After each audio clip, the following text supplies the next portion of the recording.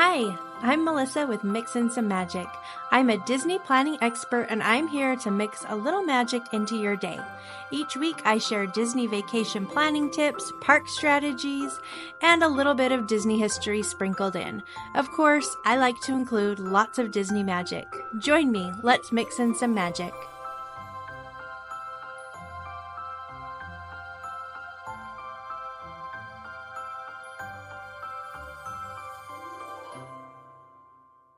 Hello and welcome. I'm so happy that you're here. I hope you're having a great week.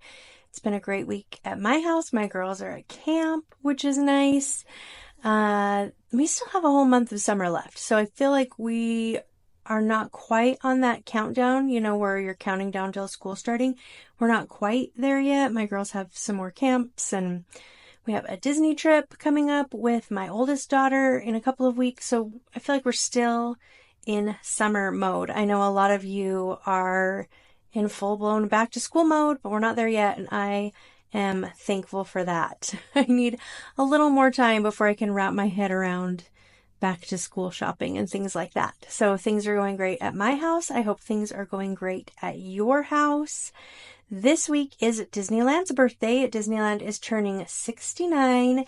And to celebrate, I thought it would be fun to do something a little different, something I've never done before. I didn't actually even know it was a possibility until today when I was kicking it around in my head. I thought, what if I interviewed AI about Disneyland's opening day? Would they know all the stories? How would that go? And I didn't know if AI would actually talk to me, if I could have a back and forth conversation, or if I would need to type things out and then they could respond typing back to me. So I did some research, I figured it out, and I had a full-blown conversation with AI all about opening day at Disneyland, and it was kind of fun. Now, they did get a few things wrong. I had to call them out on a couple things, but they got a lot of things right, and it was kind of fun to hear some of the stories from a different perspective, I guess, from an artificial intelligence perspective. So anyway, today I am interviewing AI about opening day at Disneyland. All right, before we get started though, I have a couple things I want to talk about. I've been getting a lot of questions about these things, so I thought we should talk about it in case it's something that you're wondering about too. Now on July 24th, then Disneyland's Genie Plus service is going out of business. And it is being replaced with the Lightning Lane Multipass and Lightning Lane Single Pass. Basically, it's the exact same thing. It's Genie Plus, exactly the way you have always known Genie Plus. They're just changing the name. I don't know why. Don't ask me why. I do not know, but I am thankful that it's just a name change for us at Disneyland. If you're visiting Walt Disney World, it's more than a name change. There's some other significant changes, so you're going to need to do a little bit of research if you're visiting Walt Disney World so you know what's going on over there. But for Disneyland, name change only, so no need to panic.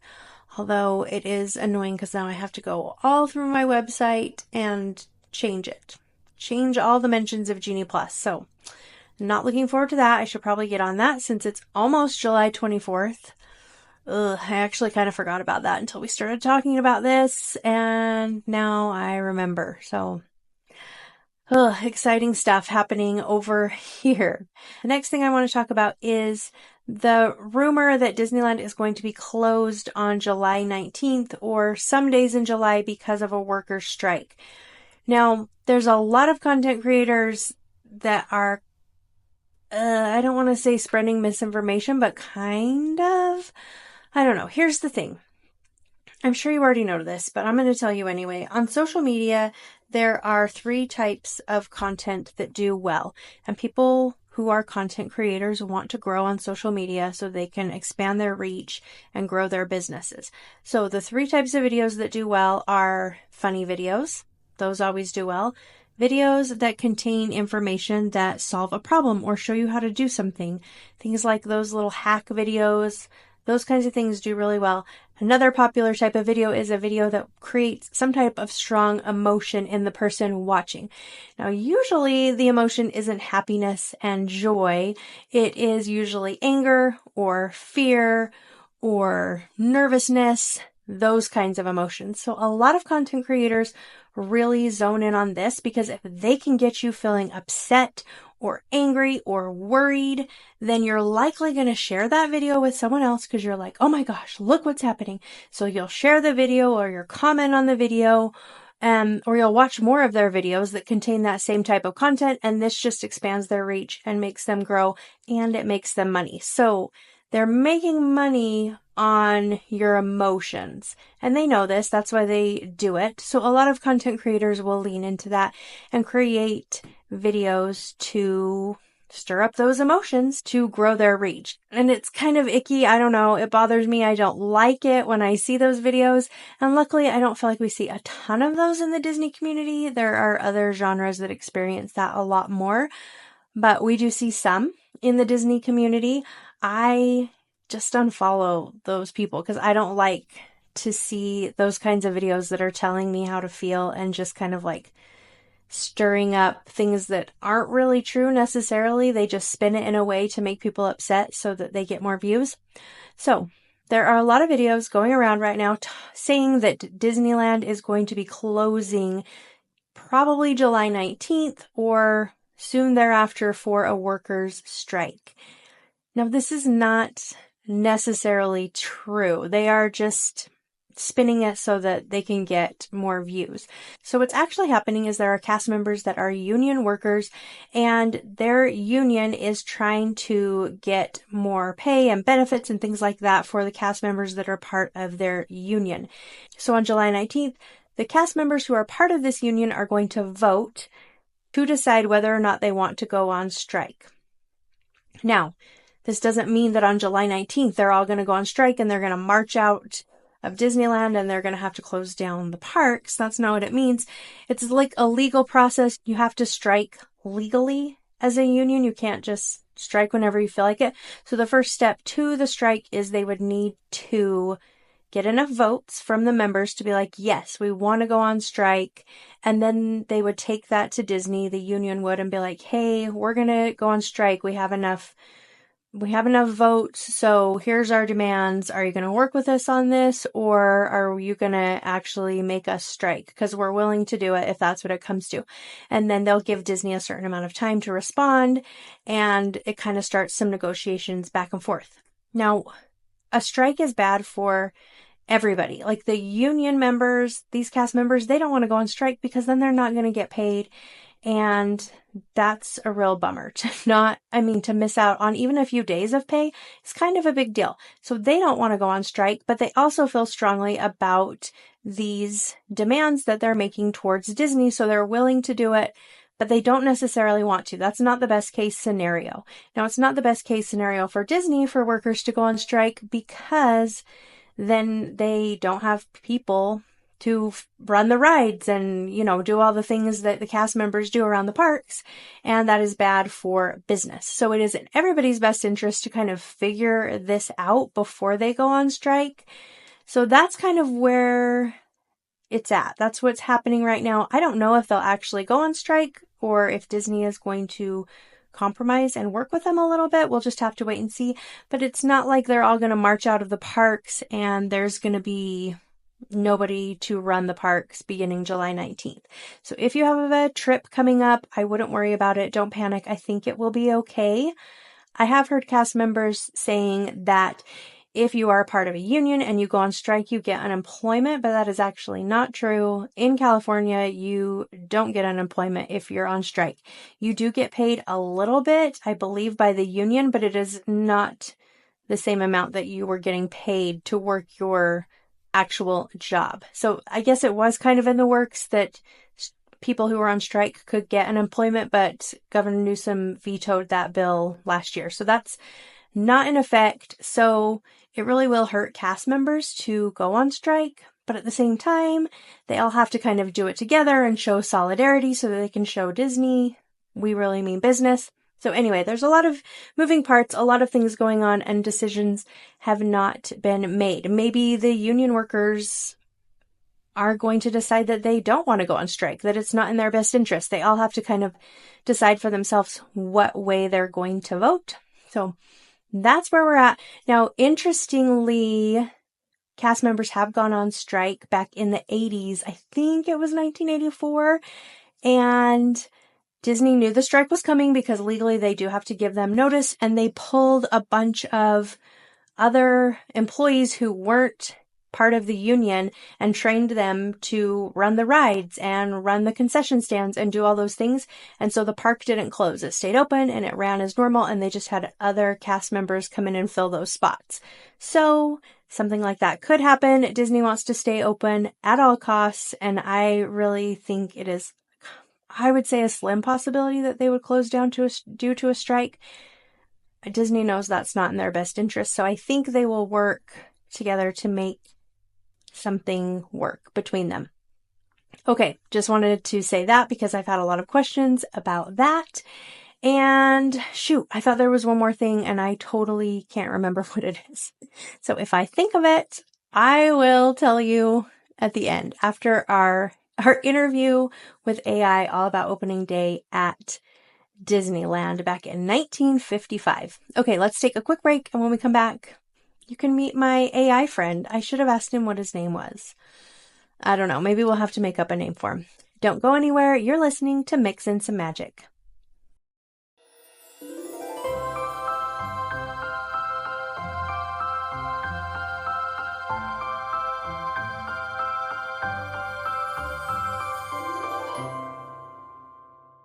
Ads are a pain in the butt. I really don't like them, but unfortunately, they are a necessary evil when you run a podcast.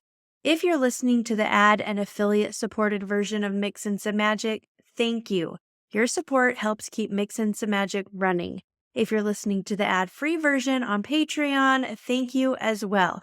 Your monthly support is so appreciated and helps me with equipment costs, editing software, research materials for the show, and more. If you're interested in becoming a Patreon supporter, I'll put a link in the show notes. There's several membership options, with the lowest being $5 a month.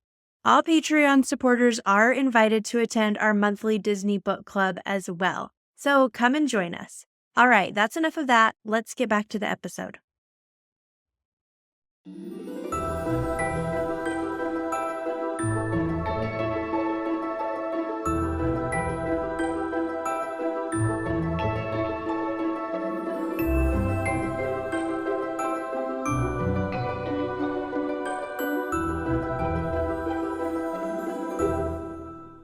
I run a Disney podcast, and I would like to interview you about opening day at Disneyland back in 1955. Is that all right? That sounds exciting. Disneyland's opening day was a big event. What specific questions do you have in mind? I would love to know some of the things that happened leading up to opening day, some of the things they were doing to get ready for park opening. Leading up to Disneyland's opening day on July 17th, 1955, there was a lot of activity and excitement. Construction crews were working around the clock to finish the park. Walt Disney and his team were making last-minute adjustments and rehearsals for the grand opening broadcast on ABC. There were also preview days for special guests, which helped them fine-tune the park's operations. Do you want to dive into any specific stories or details? Yes, I would love to know more about the guests who were invited for opening day and who actually showed up. Opening day of Disneyland was a star-studded event with around 28,000 people in attendance, though only about half were officially invited. Celebrities like Ronald Reagan, Art Linkletter, and Bob Cummings were hosts for the live TV broadcast. Hollywood stars such as Frank Sinatra, Sammy Davis Jr., and Debbie Reynolds attended with their families. Due to the overwhelming crowd, many people managed to sneak in with counterfeit tickets, adding to the chaotic but historic day. Is there a particular guest or event you'd like to explore more? I would love to know more about the live broadcast that they did on opening day. The live broadcast on opening day was a major event. It was hosted by Art Linkletter, Ronald Reagan, and Bob Cummings, and was aired on ABC. The 90-minute special was called Dateline Disneyland and gave viewers a tour of the park's attractions. The broadcast had its share of technical difficulties, like audio issues and cameras catching things they weren't supposed to. Despite the hiccups, it was a groundbreaking moment in TV history, showcasing Disneyland to millions of people across America. Would you like more details on any particular part of the broadcast? Yeah, I heard that Bob Cummings had an on-camera kiss with a woman that wasn't his wife. Tell me about that. Yes, that did happen. During the live broadcast, Bob Cummings was caught on camera kissing a dancer, which wasn't scripted. The dancer was actually part of a performance, and the kiss seemed more playful and spontaneous rather than romantic. Given the live nature of the broadcast, such unexpected moments were bound to happen. It certainly added to the memorable and somewhat chaotic atmosphere of Disneyland's opening day. What were some of the other problems that happened on opening day? Opening day had several notable problems. The asphalt on Main Street hadn't fully set, so women's high heels sank into the pavement. There were also issues with water pressure, leading to toilets not working properly. Additionally, several rides broke down due to the unexpected number of visitors. The food and beverage stands ran out of supplies quickly, and the live broadcast experienced technical difficulties, including poor audio and missed cues. Despite these issues, the day is remembered fondly as the beginning of Disneyland's legacy. Tell me more about the plumbers' strike that was happening leading up to the opening day and how that affected opening day. Leading up to Disneyland's opening day, there was a plumber's strike that created a significant challenge. Walt Disney had to make a crucial decision due to the strike, whether to complete the restrooms or the drinking fountains. He chose the restrooms, knowing they were essential for guests' comfort. This decision meant that many drinking fountains were not operational on opening day. Some critics accused Disney of trying to boost sales of soft drinks, but the choice was purely out of necessity due to the strike. This added to the many small hiccups that marked the chaotic but historic opening day. That is such a crazy story. Are there any other crazy stories about opening day you can tell me? Definitely. One wild story from opening day involves the card gate crashers. Some people managed to sneak into the park by creating fake tickets, which led to a huge crowd problem. Another interesting tidbit is that the park had only been partially completed. For example, Adventureland and Frontierland were still under construction, and some of the rides weren't fully operational. Plus, there was a heat wave on opening day, with temperatures reaching over 100 degrees Fahrenheit, which made the day even more challenging for both guests and staff. Tell me more about what attractions were open on that first day. On the first day, several key attractions were open, though not everything was ready. Main Street was fully operational, with the fire engine, horse-drawn streetcar, and the Disneyland Railroad running. In Fantasyland, rides like Dumbo the Flying Elephant, the Teacups, and the King Arthur Carousel were available. Adventureland had the Jungle Cruise and the Tiki Room, while in Frontierland, the Mark Twain Riverboat made trips around the rivers of America. However, some attractions, like the Mine Train through Nature's Wonderland and the Matterhorn bobsleds, weren't yet finished. Now, wait a minute. I don't think the Tiki Room was one of the opening day attractions. Can you double check on that? Right, I misspoke. The Enchanted Tiki Room wasn't open on opening day. It debuted a few years later in 1963. On opening day, Adventureland featured only the Jungle Cruise. Thanks for catching that. And what about Matterhorn? I feel like they hadn't even thought of Matterhorn on opening day in 1955. You're correct again. The Matterhorn bobsleds didn't open until 1959. On opening day in 1955, Adventureland's only attraction was the Jungle Cruise, and there was no Matterhorn yet. The park's early lineup was more modest compared to what came later. So what was the park ticket cost in those early days? In the early days of Disneyland, a ticket cost $1 for admission. However, rides and attractions required additional tickets, which were sold in books. Each book contained a mix of A, B, C, D, and E tickets, with E tickets being for the most popular attractions. The ticket books cost about $3.50, and guests often needed several books for a full day at the park. So on average, how much do you think a guest was paying per day at Disneyland back then? On average, a guest would spend around $4 to $5 per day at Disneyland back then. This includes the $1 admission fee and an additional $3 to $4 for ticket books. Adjusting for inflation, that's roughly equivalent to around $40 to $50 today. Interesting. And how many rides were open in 1955? In 1955, there were about 18 attractions open at Disneyland. This included classics like Dumbo, the Flying Elephant, the Jungle Cruise, and the King Arthur Carousel. Some of the attractions were already well established, while others were still being refined as the park continued to develop. I've heard that a lot of the rides were breaking down, like Autopia. Tell me about some of the problems with Autopia on opening day. Yes, Autopia had its share of problems on opening day. The ride had issues with the cars and track due to the large, unanticipated crowds. Many cars broke down or got stuck, causing long lines and delays for guests. Additionally, the ride was plagued with mechanical problems, like frequent breakdowns and collisions, partly because the track and cars were not fully tested before the opening.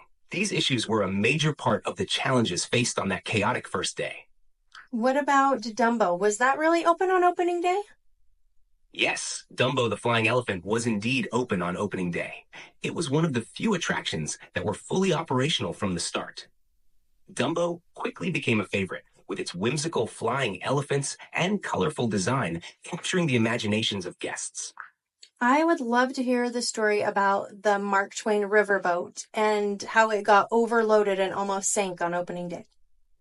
That's a great story. On opening day, the Mark Twain riverboat was a major attraction, but it faced some dramatic challenges. Because of the unexpectedly huge crowds, the boat was overloaded with more passengers than it was designed to carry. As it was navigating the rivers of America, the extra weight caused the boat to take on water, making it list to one side and almost capsizing. Fortunately, the crew managed to address the issue and return to the dock safely. This incident added to the day's mix of chaos and excitement, but was quickly resolved. That's so crazy. I also heard a rumor that there may have been a fire during the day. Is that true? Yes, there was actually a small fire on opening day. It happened in the Adventureland area, where a trash can caught fire. The fire was quickly extinguished by the park staff, and it didn't cause any major damage. However, it was just one more incident in a day filled with unexpected challenges. It sounds like there were tons of unexpected challenges. How did Walt Disney feel about the day in general?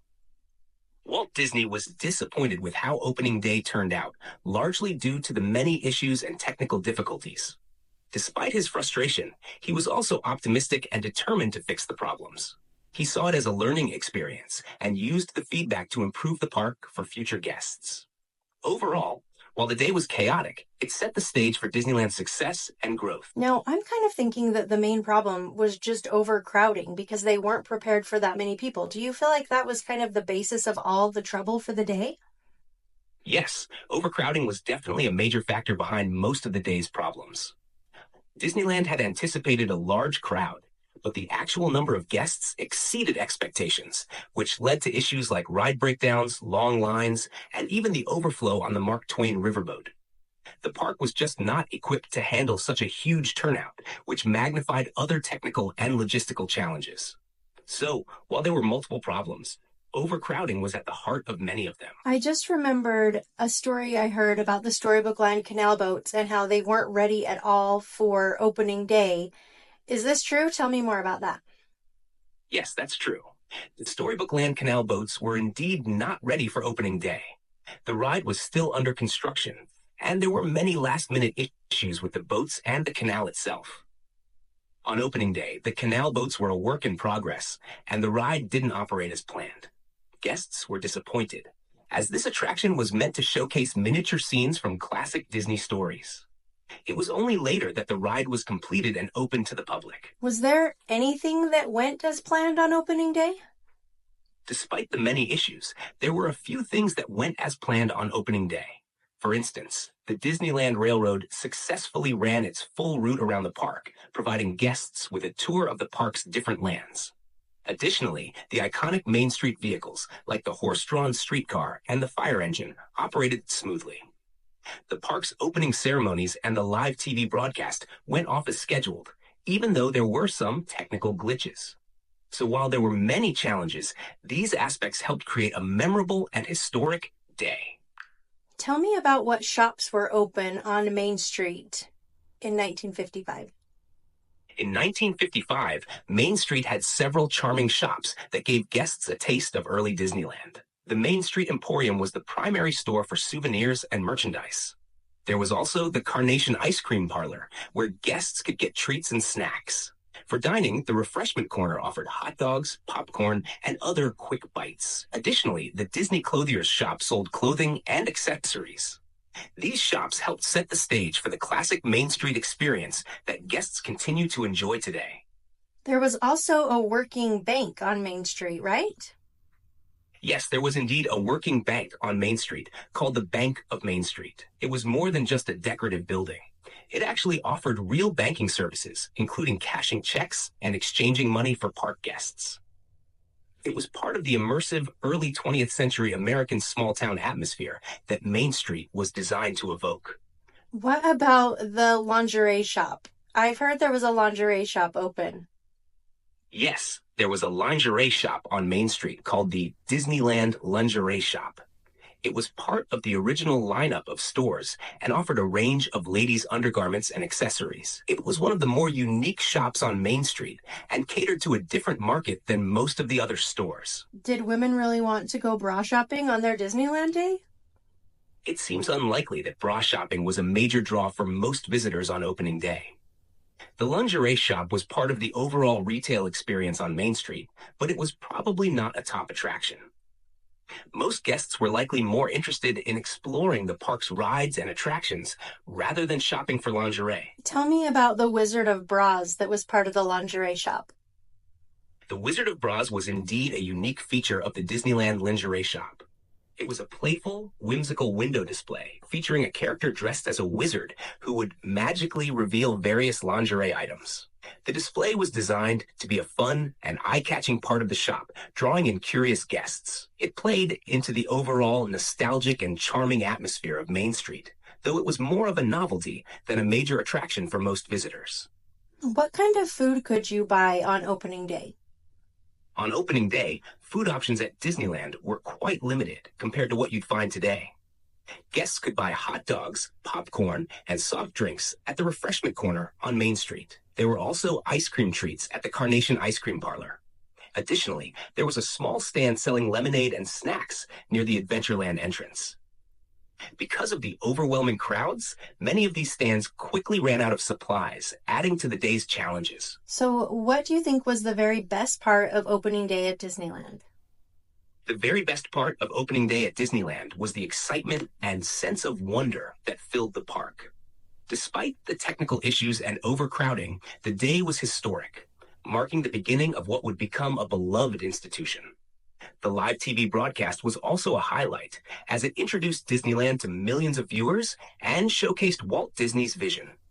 The enthusiasm from the guests, the star-studded event, and the sheer novelty of the park all combined to make it a memorable and groundbreaking day. How did the media react to opening day? The media reaction to opening day was a mix of awe and criticism. While many praised the concept of Disneyland as a magical place for families, there was also criticism about the technical problems and chaos of the day. Reports highlighted the excitement and the grand vision of Walt Disney, but they also noted the issues, like ride breakdowns and long lines. Overall, though, the media recognized the historic nature of the event and the potential for Disneyland's future success. How did Walt Disney overcome the bad press? Walt Disney tackled the bad press from opening day with a combination of determination and optimism. He acknowledged the problems, but focused on the long-term vision for the park.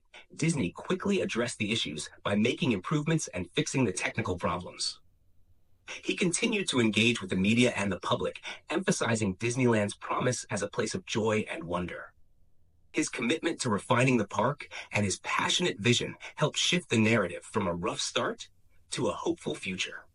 I love that. Thank you for all of this information. I'm glad you enjoyed it. It was fun diving into the history of Disneyland's opening day. Do you have any other Disney topics you're interested in? I am wondering what your favorite Disney attraction is. I'd have to say my favorite Disney attraction is Pirates of the Caribbean. It's got that perfect mix of storytelling, atmosphere, and fun. What about you? Do you have a favorite attraction? I would have to say Peter Pan or Big Thunder Mountain Railroad. Great choices. Peter Pan's flight has that magical, nostalgic feel, and Big Thunder Mountain Railroad is such a thrilling ride with its great theming. Have you found any other good tips for managing long lines at Disney? I have so many tips that it would blow your mind, but we don't have time for that right now because I have one more favor to ask you. I'm excited to hear your tips sometime. What's the favor you need?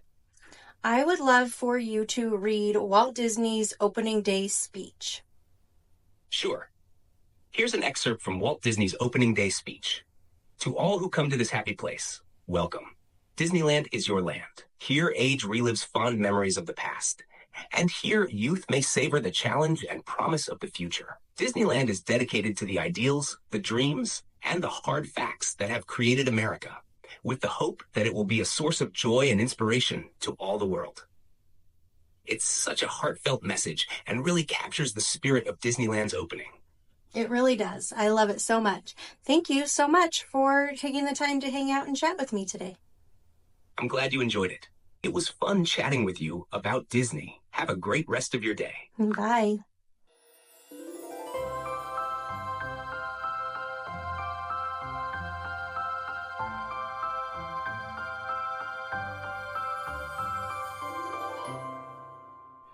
Well, there you go. Our whole interview all about opening day at Disneyland. I hope you enjoyed it.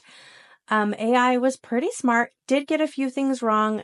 Dumbo was not one of the opening day attractions. It was supposed to be, but it just wasn't working correctly, and they never did open it on opening day. They were trying to get it to open, but they couldn't, and it didn't end up actually opening until August of that year. So AI got that wrong, and a few other things that I called it on. I was like, wait a minute, Tiki Room wasn't one of the opening day attractions. It's like, oh yeah. Which I find funny. Like, it has access to the whole internet. If you search, is Tiki Room an opening day attraction? It's going to say no every single time. But overall, I thought it shared a lot of great information. It was kind of fun, kind of different to do something different, I guess.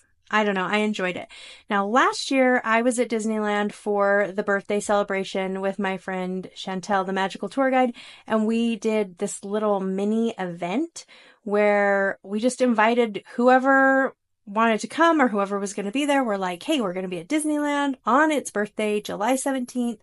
Come and join us if you want. We're going to do an opening day ride challenge, and we had a little printable, and the idea was to try to hit every single ride that was open on opening day on Disneyland's birthday. So we passed out our printables, and people just kind of went on their way and did the ride challenge. Chantel and I did it too. And then at the end of the day, we all met up at a location, and we had a bunch of prizes, and anybody who had completed the challenge, which isn't very hard because I think there are only 12 rides that were open on opening day that are still open in the parks. So it was an easy challenge, but it's still fun because you're like, it's Disneyland's birthday, and we're like in the moment, imagining what it was like back on opening day. So anyway, then we all met up and we gave out a bunch of prizes. We just like spread out all these prizes all over the table and just started drawing names, and when we called your name, you got to come up and pick a prize. That was really fun. And then we all went and watched fireworks together, and then we did some rides afterwards. And it was so much fun. And I had a bunch of people who were disappointed that we weren't doing it this year, but we just couldn't make it work with schedules. But next year is Disneyland's 70th birthday. It's kind of a big deal, and we're going to host another Happy Birthday Disneyland opening day ride challenge over in the parks next year, July 17th, 2025. So if you want to join us, then save the date, plan a Disneyland trip right around that time so you can be in the parks on July 17th, and we'll celebrate. We'll do some sort of ride challenge. There'll be prizes. I'm not exactly sure how it will work. We have a whole year to figure it out, so we will figure it out. But come. I think it will be lots of fun. And we don't charge for these events. I know there are people out there who charge to like hang out with them and be at the parks with them, but we don't do that. If you are at the parks for the opening day ride challenge, we would love to hang out with you, love to meet you. It's all free except for the cost of your trip. Sorry, I can't cover that. We're going to have to pay for your Disneyland park tickets. But other than that, it'll be free. Other than that tiny little expense of park tickets and hotel and food and all of your travel expenses. Other than that, it's totally free. Hey, that's kind of a good way to spin it if you are trying to convince your partner that you need a Disney vacation. You're like, other than all these things, then it's free. I don't know. I might be onto something there. All right. That's all I've got for you today. I will be back next week with something new. Thanks so much for listening. We'll talk soon.